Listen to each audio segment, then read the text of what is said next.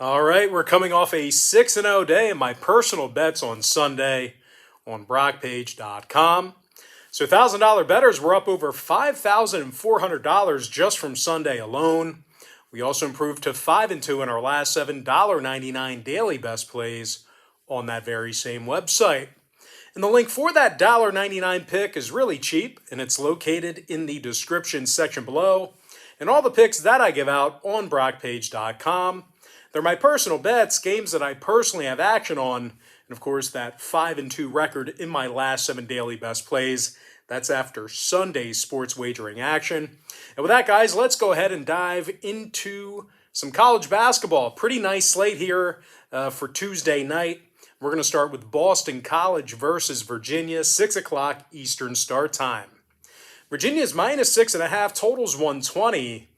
Now, Virginia lost 3 out of their last 5 ball games, and they obviously don't score a whole lot of points. They haven't in the last handful of seasons. Having said that, though, it's nearly impossible to score over 65 points on these guys. As a matter of fact, the Cavaliers are actually limiting their competition to just 56 total points per contest on their home court. Now, Virginia's currently in the top 15 in the country in points allowed per contest, and they're limiting their competition to just 40% shooting from the field at home. Now, scoring-wise, Jaden Gardner's averaging over 14 points a game along with 6 rebounds. Meanwhile, Armand Franklin is scoring nearly a dozen points a game himself, along with a couple of boards. Now, they're taking on a Boston College team who lost 7 out of their last 10 themselves, and they have just 1 road win all season long. Now, BC has also done a terrible job of scoring on the road this year. They're averaging only 59 points a game when traveling, and they're shooting a pitiful 35% from the field in that same category. Now, total-wise, BC saw 3 out of their last 5 fall under the line. They also went 60% to the under in their last 10 games against Virginia. So if you're into historical trends, certainly want to think about that one there. Meanwhile, the Cavaliers saw unders recently with Louisville, Wake Forest, and Virginia Tech. I'm going to lean toward the Virginia Cavaliers minus 6.5 and the under 120. Next matchup, it is going to be Creighton versus UConn, 6:30 Eastern start time. UConn's minus 9.5, totals 135.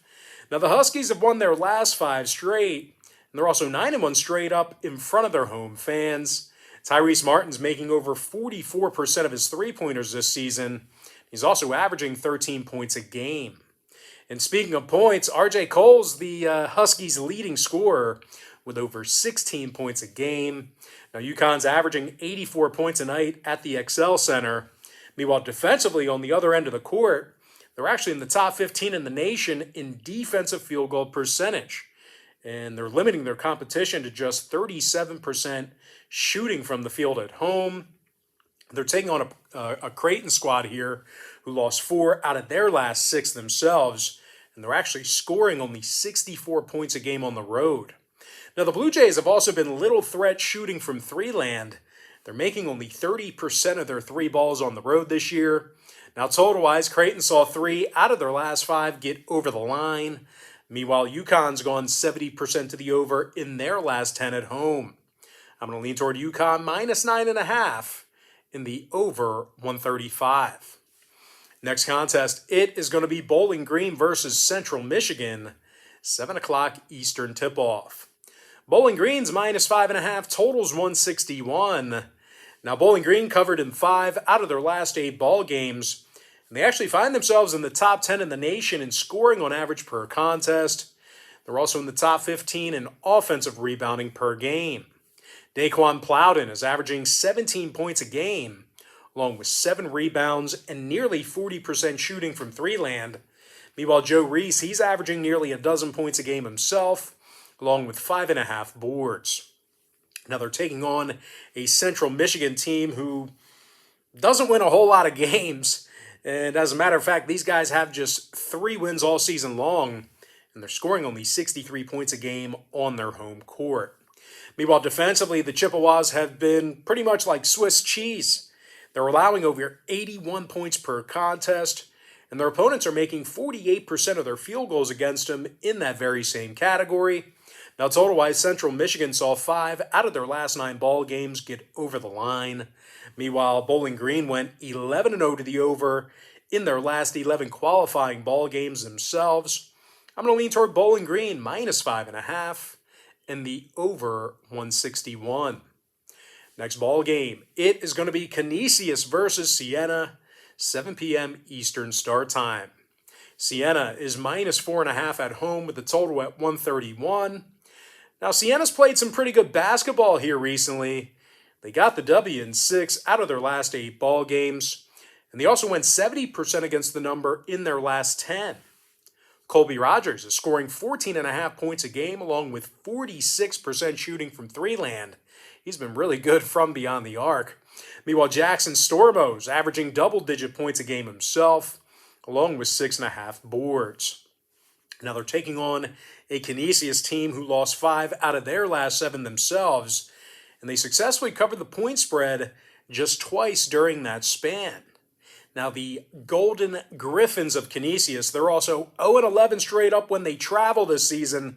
These guys are horrible on the road, and they're shooting just 36% from the field on the road as well. 0-11 when traveling, that is amazing. Now, total-wise, Canisius saw their last 5 straight fall under the posted number, 80% to the under in their last 10. Meanwhile, Siena saw 6 out of their last 10 meetings with the Griffins fall under the total as well. So if you're into historical trends, plenty of unders to go around. I'm going to lean towards Siena minus 4.5 and the under 131. Next matchup, it is going to be Davidson versus St. Bonaventure, 7 o'clock Eastern start time. The St. Bonaventure Bonnies are -1, totals 142.5. Now, the Bonnies have been really good at home this season. They're 7-1 straight up at the Riley Center, and they've actually done a pretty nice job on the defensive end of the court. Having said that, though, the Bonnies have struggled with Davidson in recent meetings. They're just 3-7 straight up in their last 10 games against the Wildcats. And they're also shooting just 31% from three-land this year, so these guys have been not a big threat shooting the deep ball. Now, they're taking on a Davidson team who won 16 out of their last 17 ball games. These guys do nothing but win games, and they haven't lost a game yet on the road this year. And speaking of road games, Davidson's making nearly 44% of their 3 balls away from home. That's incredible. Foster Lawyer, he's draining nearly 47% of his 3-pointers this season. He's also averaging over 15 points a game. Meanwhile, Michael Jones, he's making almost 48% of his 3 balls. He's also scoring 12.5 points a game himself. When these guys get hot, man, they make it rain from deep. I'll tell you that. Now, Davidson's currently in the top 10 in the country in offensive field goal percentage as well. Just overall, just a really good shooting team. Now, total-wise, 5 out of Davidson's last 8 got over the line. 67% to the over for the entire season. Meanwhile, St. Bonaventure went 6-3 to the over in their last 9 themselves. I'm going to lean toward Davidson +1 in the over 142.5. Next ball game, it is going to be Kansas versus Iowa State. Should be a good one here. And that's going to be a 7 o'clock Eastern start time. The Kansas Jayhawks are -2.5 on the road with the total at 140. And despite their recent loss to Kentucky on Saturday, well, we're still looking at a Jayhawks team who's 17-3 overall for the season. And they're amongst the best road scoring teams in the country. I think Saturday's game against Kentucky was an isolated incident. They just laid an egg. That happens sometimes, especially with good ball clubs. Now, the Jayhawks are averaging 81 points a game when traveling this season, and they're actually in the top 5 in the nation in that particular category. Ochai Agbaji's drilling nearly 47% of his shots from beyond the arc. He's also scoring over 20.5 points a game. Meanwhile, Christian Braun, he's scoring over 15 points a game himself, along with 5 rebounds and 3 assists. Now, when it comes to defensive play in this one, the Jayhawks are currently in the top 10 in college basketball in defensive rebounding on the road. They're taking on an Iowa State team who lost 4 out of their last 7 themselves, and they really don't score a whole lot of points. Matter of fact, the Cyclones are being held to just 69 points a game on their home court. They're also shooting just 30% from three-land at the Hilton Coliseum. Now, total-wise, the Cyclones did go 60% to the over in their last 10 ball games, ironically enough. Meanwhile, Kansas saw 4 out of their last 7 get over the posted number themselves. I'm going to lean toward Kansas minus 2.5 in the over 140. Next matchup, it is going to be Kent State versus Miami, Ohio. And that's going to be a 7 o'clock Eastern start time. Miami's -1 with the total at 137.5. And despite some significant struggles this season, the Miami Redhawks, they've scored a whole bunch of points at home this year. They're actually averaging 80 points a game in front of their home crowd. And they're also making nearly 50% of their field goals in that very same category. Delonte Brown, he's making nearly 40% of his shots from beyond the arc. He's also averaging over a dozen points a game. Meanwhile, Day Grant is scoring over 16.5 points a game himself, along with 4 rebounds and 4 assists. Now, they're taking on a Kent State team who has a losing record on the road this season. These guys have struggled when traveling, and I'll tell you this much, they've really struggled on the offensive end of the court when traveling as well. The Golden Flashes are scoring only 64 points a game on the road, and they're actually making only 29% of their three-pointers in that very same category. Now, total-wise, oddly enough, Kent State saw overs recently with Bowling Green, Western Michigan, and Ohio. So keep that in mind. I know they don't score a whole lot, but they have seen overs. Meanwhile, Miami went 6-3 to the over in their last 9 ball games themselves.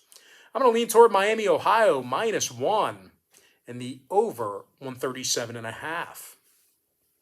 Next matchup, little Big Ten action. I'm talking about Michigan State versus Maryland, 7 p.m. Eastern tip-off. Sparty's -5.5 on the road, totals 139. Now, Michigan State got the W in 8 out of their last 10 ball games, and they've been really good offensively this year. They're actually averaging 75 points a game for the entire season, and they're also in the top 10 in the country in shooting the 3-ball. Malik Hall, he's draining over 55% of his three-pointers. He's also scoring double-digit points a game. Meanwhile, Gabe Brown, he's averaging over 13 points a game himself, along with 4 rebounds and 90% shooting from the stripe. Meanwhile, on the other end of the court here, the Spartans have been really tough defensively on the road. These guys have been tough to score on. They're actually limiting their opponents to just 38% shooting from the field and just 29% shooting from three-land in that same category. Now, they're taking on a Maryland team who lost 6 out of their last 9 themselves, and they actually struggle getting points. They struggle scoring at home. They struggle getting points on the board at home. The Terps are averaging just 69 points a game on their home court, and they're shooting only 28% from three-land in that same category. Now, total-wise, Maryland's 9-4 to the under at home this year. No real surprise there. They also went 80% to the under in their last 10 meetings with Sparty. So once again, if you're into historical trends, plenty of unders to go around between these two teams. Now, Michigan State, on the other side of things, they saw unders recently with Illinois, Northwestern, and Nebraska, all Big Ten teams. I'm going to lean toward Michigan State -5.5 and the under 139. Next ball game, it is going to be Richmond versus Duquesne, 7 o'clock Eastern start time. Now, Richmond is only -6, totals 138.5. Richmond did fail to cover in 6 out of their last 10 ball games, though, and they've struggled to shoot the long ball away from home. Having said that, though, the Spiders still covered the point spread in 6 out of their last 7 road games, and they're limiting their competition to just 67 points a game when they travel. So this is a team that does a good job covering the point spread away from home. Now, offensively, Tyler Burton's making almost 40% of his three-pointers. He's also scoring 16 points a game. Meanwhile, Grant Golden, he's scoring over 15 points a game himself, along with 6 rebounds and 3 assists. Now, they're taking on a Duquesne squad who lost their last 5 straight, and they also failed to cover the number in 7 out of their last 9. Now, the Dukes are also winning just 33% of their home games, and they're scoring only 65 points a game in that very same category. Now, total-wise, Duquesne 7-2 to the under at home this season. Meanwhile, Richmond saw 5 out of their last 7 road games fall under the posted total themselves. I'm going to lean toward Richmond -6 and the under 138.5. All right, next ball game I have for you. After a swig of water, it is going to be in the Big Ten. I'm talking about Rutgers versus Northwestern, 7 p.m. Eastern start time. Northwestern's -7, totals 132.5. And despite playing some really bad basketball here lately, the Northwestern Wildcats, they're really doing a nice job offensively at home. They're actually scoring 78 points a game at the Welsh Ryan Arena. And they're led by Pete Nance, who's drilling 45% of his three-pointers this year. He's also scoring 16 points a game. Now, the best name in the business, I'm talking about Boo Buie. That's my guy. He's also scoring over 14.5 points a game, along with a couple of boards and 5 assists. Now, defensively, the Wildcats are limiting their competition to just 38% shooting from the field at home, so these guys have been stingy defensively in front of their home crowd. They're taking on a Rutgers team who lost 6 out of their last 8 road games, and they covered the point spread just once during that span. Now, the Scarlet Knights are also allowing 72 points a game when they travel, and they're actually having a tough time guarding the 3 ball on the road this year. Now, total-wise, 5 out of Rutgers' last 8 road games did get over the posted number. Meanwhile, Northwestern is 60% to the over at the Welsh Ryan Arena. I'm going to lean toward Northwestern -7 in the over 132.5. Next matchup, it is going to be South Carolina versus Mississippi State, and that's going to be a 7 o'clock Eastern start time. Mississippi State's -8 at home with the total at 136.5. Now, the Bulldogs lost 3 out of their last 4, and they gave up a whole bunch of points in those losses. Having said that, though, these guys have been fantastic at home this season. They're 11-1 straight up at the Humphrey Coliseum, 67% against the number in those home games. As a matter of fact, the Bulldogs have allowed only 63 points a game in front of their home fans. Now, they've also done a real nice job of rebounding offensively on their home court as well. And, of course, when it comes to the scoring in this one, it's Iverson Molinar, who's had one heck of a season. He's averaging over 18 points a game, along with 3 rebounds and 4 assists. Meanwhile, Garrison Brooks is averaging 11 points a game himself, along with 6 boards. Now, they're taking on a South Carolina team who lost 4 out of their last 6 themselves on the road. And they scored only 60 points per contest on average in those road games. And, of course, equally as bad, the Gamecocks shot just 37% from the field in those road games, on those road trips. Now, total-wise, South Carolina did see 5 out of their last 9 get over the line, oddly enough. Meanwhile, Mississippi State is 8-1 at the over in their last 9 themselves. I'm going to lean toward Mississippi State -8 in the over 136.5. Next ball game I have for you, it is going to be Texas A&M versus Tennessee, and that's going to be a 7 o'clock Eastern tip-off. The Tennessee Volunteers are -11.5 with the total at 133.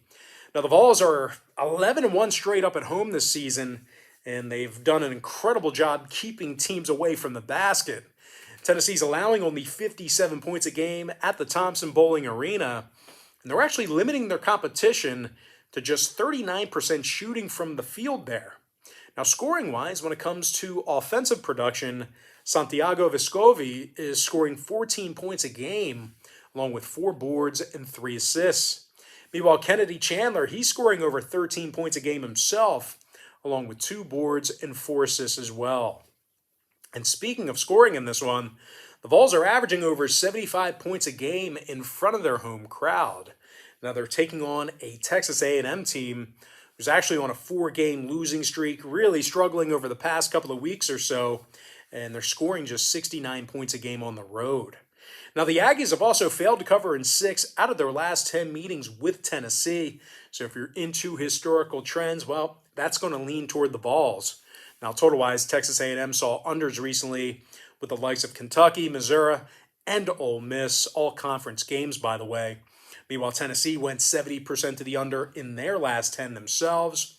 I'm going to lean toward the Tennessee Volunteers minus 11.5 and the under 133. Next contest, little ACC action. I'm talking about UNC versus Louisville, 8 o'clock Eastern start time.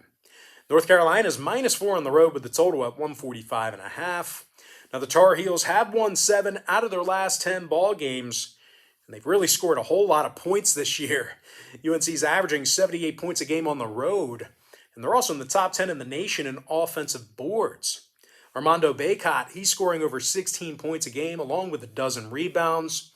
Meanwhile, Caleb Love, he's making over 43% of his shots from three land, and he's also averaging over 15 points a game. Now, the Tar Heels are currently in the top 20 in the country in shooting the three ball. They're taking on a Louisville opponent here today who failed to cover in 10 out of their last 11, and they're scoring only 68 points a game. These guys have been amongst the worst covering teams in the entire country here lately. Now, defensively on the other end of the court, the Cardinals are amongst the worst in the ACC in defensive boards at home. Now, total-wise, Louisville saw overs recently with Notre Dame, Florida State, and Pitt. Meanwhile, UNC went 6-3 to the over in their last 9. I'm going to lean toward North Carolina minus 4 in the over 145.5. Next ball game, it is going to be Seton Hall versus Georgetown, 8:30 Eastern start time. Seton Hall is minus 7, totals 153.5. And despite how bad Georgetown's been here lately, well, Seton Hall may have to go to work here without one of their top scorers, Bryce Aiken.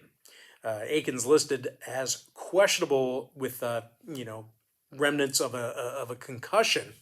Now, the Pirates have also lost 4 out of their last 5 ball games, and they posted a record of just 2-7 against the spread in their last 9. And the Pirates have really shot poorly on the road this year. They're making only 38% of their field goals, and they're also making only 27% of their three-pointers. They're taking on a Georgetown team who still covered the number in 3 out of their last 4 despite their recent losses. So even though these guys are not getting it done in the win-loss column, they are covering that number, and that's what's most important, at least to us sports bettors. Now, the Hoyas have also been really good offensively at home this year. They're scoring 77 points a game in front of their home fans, and they're also drilling nearly 40% of their three-pointers in that same category. And speaking of three balls, Caden Rice, he's averaging 12.5 points a game. He's also drilling 41% of his three-pointers. Meanwhile, Donald Carey, he's draining 46% of his three balls himself. He's also scoring 13 points a game. And once again, despite a down year here for the Hoyas, especially in that win-loss column, well, all 6 of their wins this season did come at home. They got 6 wins all year. They all were at home. So total-wise, Georgetown, they are 64% to the over as the home team. 6-3 to the over in their last 9 ball games at any location. Meanwhile, Seton Hall saw overs recently with DePaul, UConn, and Villanova. I'm going to lean toward Georgetown plus 7, keeping this one close, and the over 153.5. Next matchup, little SEC action. Actually should be a good game here. I'm talking about Alabama versus Auburn, 9 p.m. Eastern tip-off. Auburn's minus 7.5, totals 156. Now, the Auburn Tigers have pretty much destroyed everyone in their path this season. They're 20-1.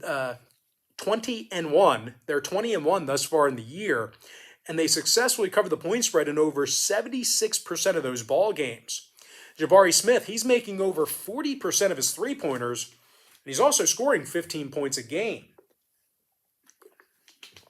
Meanwhile, Katie Johnson, he's averaging over 13 points per contest himself, along with 2.5 rebounds. Now, the Tigers are scoring 81 points a game in front of their home crowd.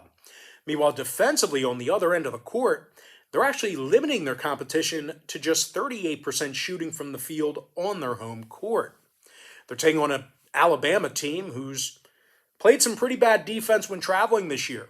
They're having a good season, but these guys, they give up a lot of points on the road.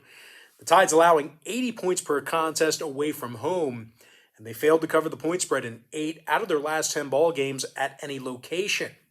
Now, when it comes to shooting the three ball, Bama's actually been little threat in that area as well. The Tide's making only 30% of their three-pointers away from home this year. When it comes to the total in this one, Bama went 80% to the over in their last 10 outings. Meanwhile, Auburn saw 7 out of their last 8 get over the line themselves. I'm going to lean toward Auburn minus 7.5 and the over 156. Next matchup, it is going to be Providence versus St. John's, 9 p.m. Eastern tip-off. Providence is -1, totals 146.5. Now, the Friars have lost only 2 games all season long, and they've been mowing through this Big East conference with wins over the likes of Marquette and this very Marquette, Xavier, and this very St. John's team. Having said that, though, I'm going to say this. The Friars really are not built for a track meet. They're very sound defensively, but they're not built for a track meet. They're not built for a high-scoring game. They're actually averaging just 62 points per contest on the road this year. And equally as bad, Providence is making only 39% of their field goals when they travel. So, it's not pace that they're controlling. They're just not putting the ball in the hoop. Now, they're taking on a St. John's team who's 10-3 straight up as the official home team. And they're scoring nearly 83 points a game in front of their home fans. Julian Champagny, he's averaging over 18.5 points a game, along with 6 boards and a couple assists. Meanwhile, Posh Alexander scoring 14.5 points a night, along with 4 rebounds and 4 assists as well. Now, total-wise, St. John's went 8-5 to the under in their last 13 as the home team. Meanwhile, Providence went 4-1 to the under in their last 5 on the road. I'm going to lean towards St. John's +1 and the under 146.5. Next ball game, it is going to be Texas versus Texas Tech, and that's going to be a 9 o'clock Eastern start time. The Texas Tech Red Raiders are -4.5 at home with the total at 118. Now, the Red Raiders suffered losses recently to the likes of Kansas and Kansas State, and they're also struggling shooting the 3-ball this year. Having said that, though, these guys are a dominant 13-0 straight up at home this season, and they covered the point spread in 77% of those home contests. Now, the Red Raiders have been a lot to handle offensively at home. They're scoring nearly 82 points a game at the United Supermarkets Arena, and they're making over 51% of their field goals there. Bryson Williams is scoring 13.5 points a game, along with 4 rebounds and 46% shooting from 3 land. Meanwhile, Terrence Shannon, he's averaging 12 points a game himself, along with a couple of boards. Now, defensively, Texas Tech is in the top 20 in the country in offensive field goal percentage. Meanwhile, defensively, Texas Tech is allowing only 57 points a game at home, and they're in the top 5 in the nation in home defensive rebounding. Now, they're taking on a Texas school who failed to cover in 4 out of their last 5, and they also have a losing record on the road. And speaking of road games, the Longhorns are being held to just 65 points a game when they travel, and they're also being limited to just 31% shooting from 3 land in that same category. Now, total-wise, Texas is 62% to the under for the entire season. Meanwhile, the Red Raiders on the other side, they saw unders recently with Mississippi State, Kansas State, and Baylor. I'm going to lean toward Texas Tech -4.5 and the under 118. Next matchup, it is going to be Tulsa versus Wichita State, and that's going to be a 9 o'clock Eastern start time. Wichita State is -8 with the total at 135.5. And despite going up against a struggling Tulsa team, the Shockers really haven't been too great themselves. Wichita State, they lost 5 out of their last 6 ball games, and they went just 2-8 against the spread in their last 10. Now, the Shockers have also had a tough time covering the point spread at home. They're covering the number in just 27% of their home games this year. Now, Wichita is making only 38% of their field goals at the Cook Arena. And they're also scoring only 69 points a game there. Now, the Shockers, they're taking on a Tulsa team here on Tuesday who covered the point spread recently against the likes of USF, Memphis, and Houston. Now, the Golden Hurricanes also making 75% of their free throws, so I know that doesn't sound important, but they're really making their opponents pay when they put them to the stripe. And they're led by Jariah Horn, who makes 42% of his three-pointers. He's also averaging over 16.5 points a game. Meanwhile, Sam Griffin, he's scoring over 16 points a game along with a couple assists. When it comes to the total in this one, 4 out of Tulsa's last 7 ball games fell under the posted number. Meanwhile, Wichita State saw unders recently with Tulane, Cincy, and North Texas. I'm going to lean toward Tulsa +8 and the under 135.5. Next ball game, it is going to be Cal versus Stanford, 10 o'clock Eastern start time. The Stanford Cardinals -5, totals 129.5. Stanford won 6 out of their last 9 ball games. They find themselves 8-1 at the Maples Pavilion. Now the Cardinals holding their competition to just 30% shooting from three land at home. They're also in the top 20 in the country in defensive boards. Harrison Ingram's grabbing nearly 7 rebounds a game and also averages 11 points per contest. Meanwhile, Jaden Dallaire is scoring 11 points a game himself, along with 4 rebounds. Now, they're taking on a Cal team who lost their last 7 straight, and they certainly have their offensive woes themselves. Cal scoring only 58 points a game when they travel. And in addition to that, they've also gone 0-6 straight up in those road games. It's been a disaster for the Golden Bears when they leave home. Now, total-wise, 4 out of Cal's last 6 road games fell under the posted number. No real surprise there. Meanwhile, Stanford went 5-1 to the under in their last 6 themselves.